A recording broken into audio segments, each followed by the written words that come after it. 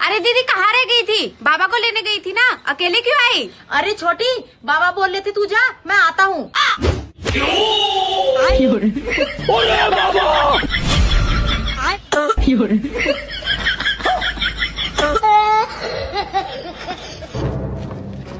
देखा बाबा, ऐसे ही सबको परेशान करता रहता है, कभी इसके ऊपर कभी उसके ऊपर। इसकी खांसी किसी भी तरीके से ठीक कर दो।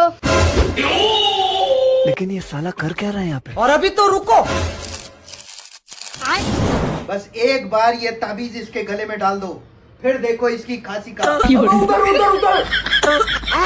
देखा बाबा कितनी खतरनाक खांसी है इसकी, इसको किसी भी तरीके से ताबीज पहना दो। चलो भाई देखो अपने क्या। बाबा बाबा